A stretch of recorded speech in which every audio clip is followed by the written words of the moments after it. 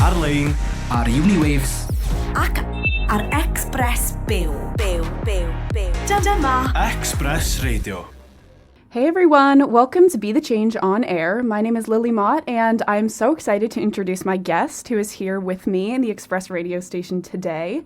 My guest today is Cadence, and she is the media rep for the Cardiff University chapter of Students for Organ Donation. So Students for Organ Donation is a student-led society that is working towards improving education and starting conversation about organ donation on our university campus and in the wider community.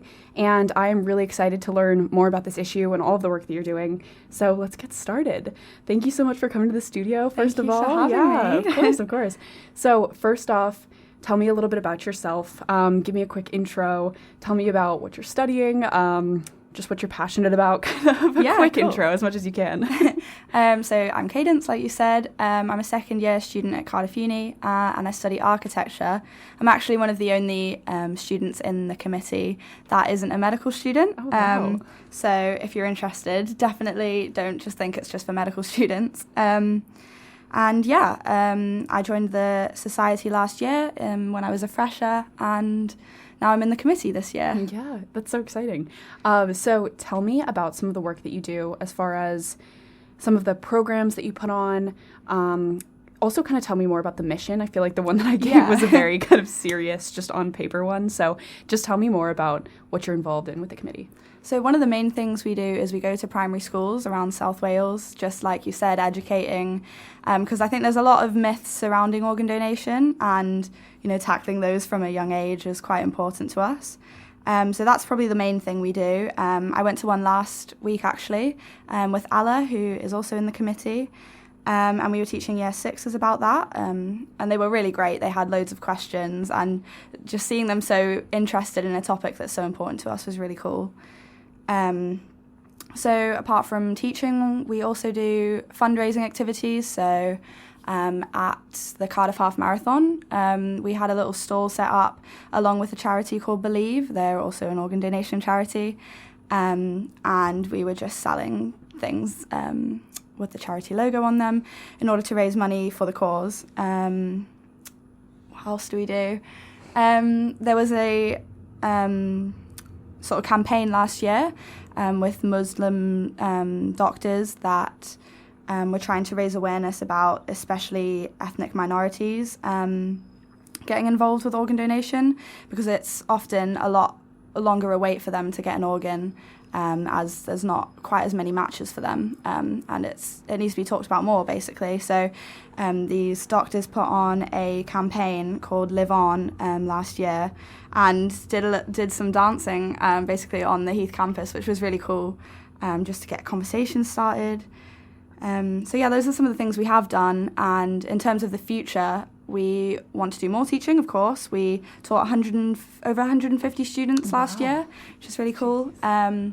And next year, this year, we want to double that, basically. And one of the ways we're doing that is we've reached out to scout groups, brownies, things like that, not just schools, which should be really good. Yeah. When you go into schools, what does that look like? So is it classrooms that you kind of do a rotation around, or? Yeah, so we found that it's definitely better and easier for the teachers in smaller groups, so it will be just in their lesson time rather than like a whole school assembly. Yeah. So like I said last week, it was just a year 6 class during the day, and we go in and we have a little presentation prepared, speak to them about what they already know, sort of expel some myths, and then do some interactive activities with them. So depending on their age, things like sticking the organ on the human, where does it go, and then explaining how it could be transplanted and things like that. Yeah, definitely. This is kind of putting you on the spot because I'm sure that you have notes when you do it, but what are some of the myths maybe that you have heard or that you are addressing with these students? So one thing is that a lot of people, they sign up to be an organ donor when they get their driver's license, so they automatically think, that's it then, I'm done, I'm an organ donor. But the important part is that people need to speak to their family and friends about actually wanting to donate their organs, either as a living donor or after death.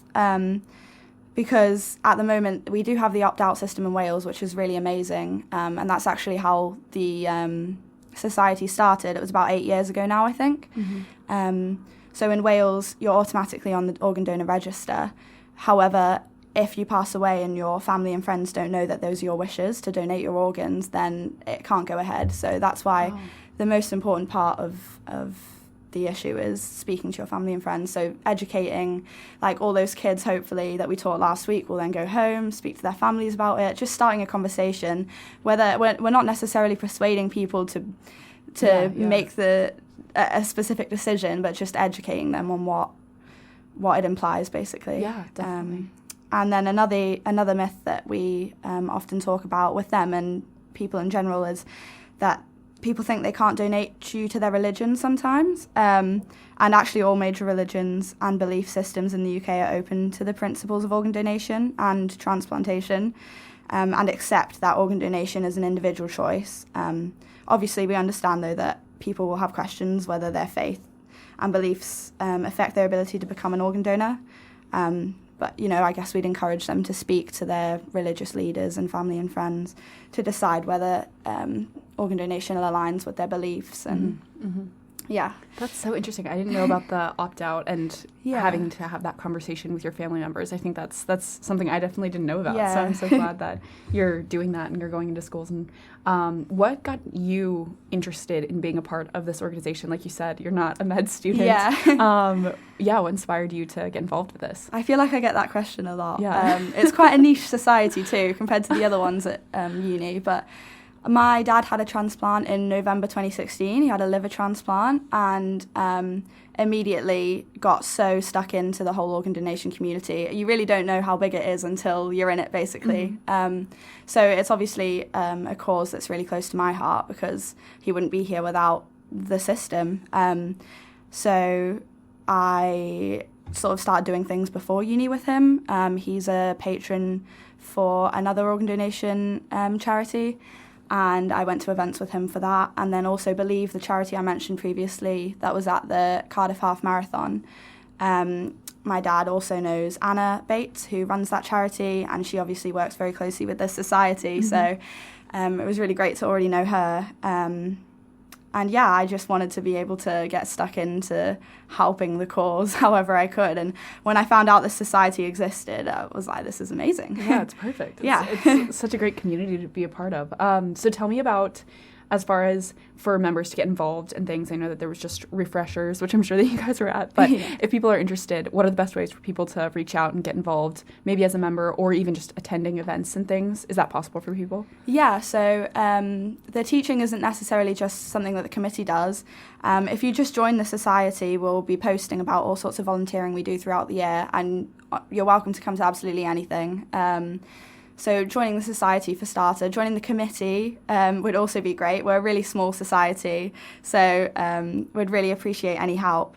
It doesn't matter, again, what you study. You don't need to be a med student because that's something that the committee want to stress, obviously.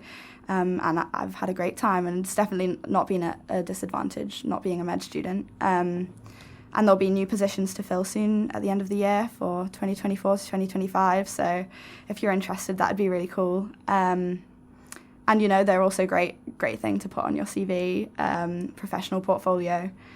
If you enjoy generally working with children or teaching experience. And if you are a healthcare student, it's obviously something that can get you involved with that side of life too. Yeah, definitely. Have you brought in, I think that this type of thing is so cool because once you start getting involved in it, have you brought in like other friends to come to the events or to participate Yes, in it? actually. Yeah. So a few people on my course, architecture, they have joined the society, which is really cool. And awesome. One of my friends came to the Cardiff Half Marathon with me and ran the stall, which was really nice of her. But yeah, it's good because I'm passionate about it, and talking to them has got them involved, and yeah, they've been really supportive too. So the more we talk about it, the better. Yeah, exactly. It just keeps spiraling and growing. Exactly, that's amazing. So what changes are you hoping to see? I think a huge part of it is talking with these students and making sure that they're aware of these different myths and these different policies.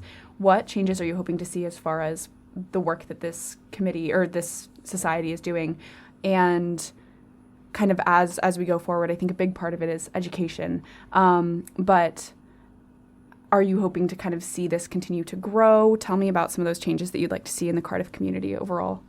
Yeah, I mean, the opt-out system has been amazing. That obviously was the main goal, but it can't be the best it can be until everyone has these conversations. So yeah, I really don't really know what else to say apart from have the conversation with your family and friends. Even if you don't know much about it, look into it, come ask us. Honestly, anything you can do to get involved, or not even get involved, just have a conversation about it. It's a great start, and the more people doing that is as much as we can ask for. Yeah, definitely. And I think that you're so passionate about this, and you found this opportunity to get involved, and you just threw yourself into it. What advice would you have for people who may also be passionate about an issue like this, or they may not know what they're passionate about yet? Do you have any advice for those people who might be listening who want to do something like you've done, but may not know where to get started? Yeah, definitely. I mean, I had no idea this was a thing until I arrived at uni, but I knew it was something that was important to me. So even if it's not necessarily something that you are passionate about yet, it can be for sure. And even if it's not organ donation, just things in general, I think it's never gonna be, you're never gonna be at a disadvantage trying something new. And that's definitely been the case for me, joining the society and the committee particularly.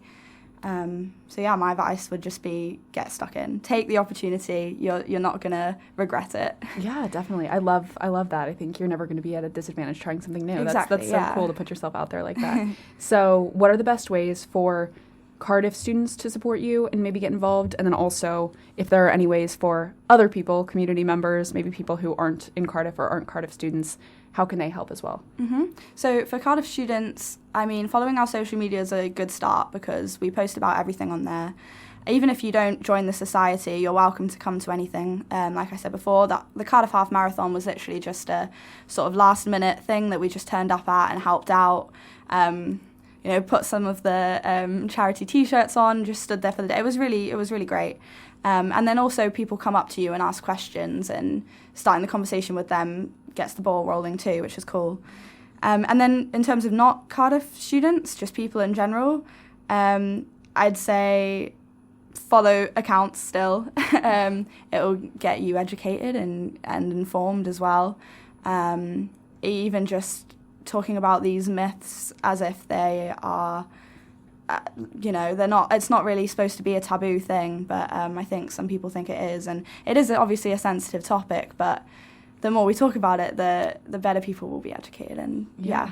Yeah, definitely having that conversation. And I think you're right. As long as people are talking about it, it becomes more normalized, and people feel like it's less scary maybe to talk about, and it's more approachable. So I love that. I think that's great advice.